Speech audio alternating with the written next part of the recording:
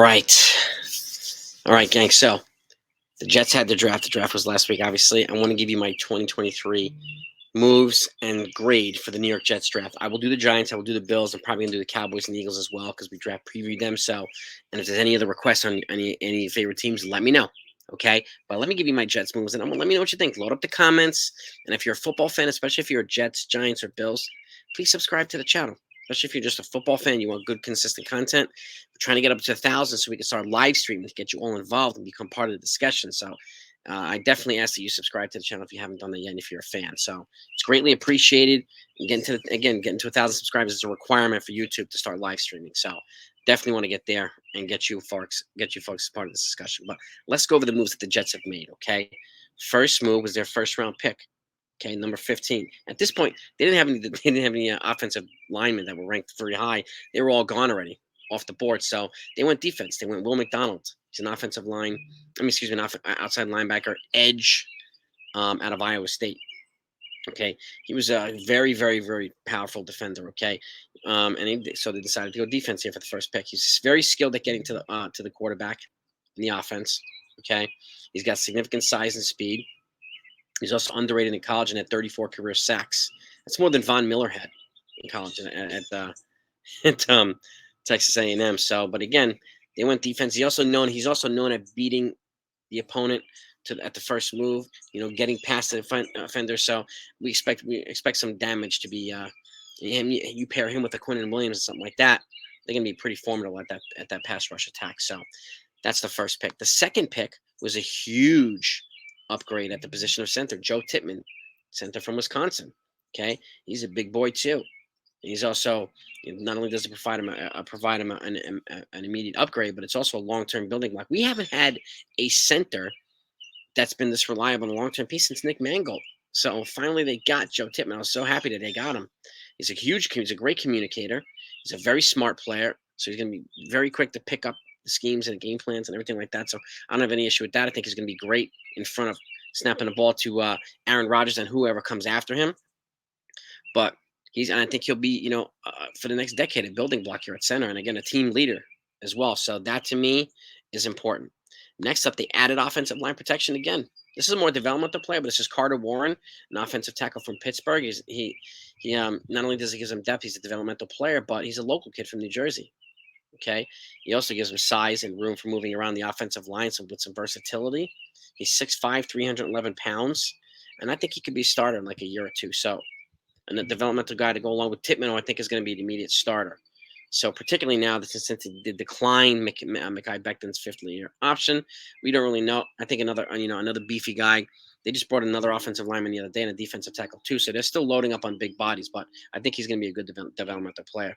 Then his teammate at Pittsburgh, a running back, Joe Douglas drafts a running back pretty much every year. And he's been that way with the Jets. So this is Israel Abanikanda, and I apologize if I butcher that name. He's a running back from Pittsburgh, and again, he's also, not only he might have his own teammate like Carter Warren to block for him soon, but this gives another valuable weapon for Aaron Rodgers to hand off to. They got a lot of running backs. He also has wide receivers and tight ends to throw to, which have also been added to this draft as well. So we'll get to that in a second. But he's 5'11", 210 pounds, but he also had the knock against him was having small hands, but he has elite speed and elite explosiveness.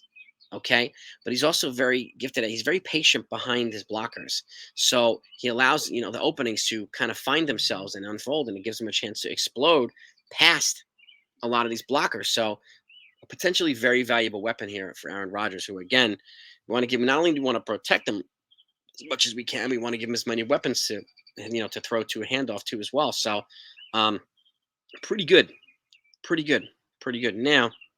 Now we have. Yes, indeed. Zaire, how do I pronounce it? Zaire Barnes. Okay, he's a linebacker from Western Michigan.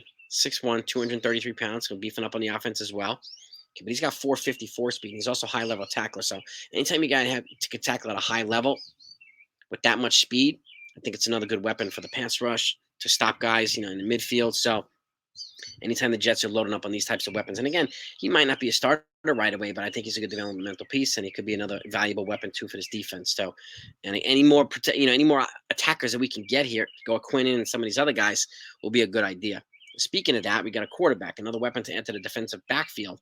Jarek Bernard Converse. He's a 204th pick in the 6th round. Okay, Barnes was the 184th pick in the 6th round.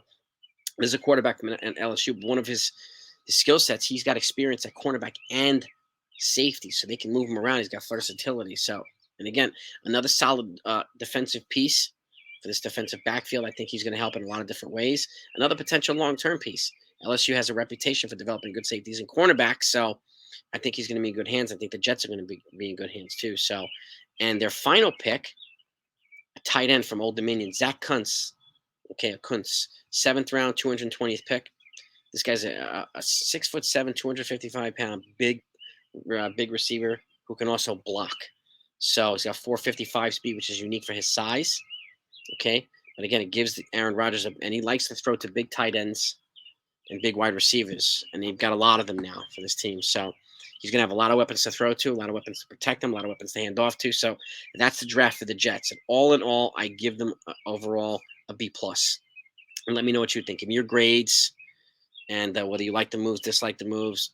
Obviously Aaron Rodgers happened a day before the draft, so things changed a little bit, especially since all the offensive tackles are off the market, or off the board, I should say, when the time came to pick at 15. So. But that's what they got. That's the draft. And I'll get over to undrafted free agents. We'll go over that too in time. But that's what I got. And you let me know what you think. Load up the comments. Let's talk about it. Whether you disagree or agree, doesn't matter. Let's get at it. Talk to you soon.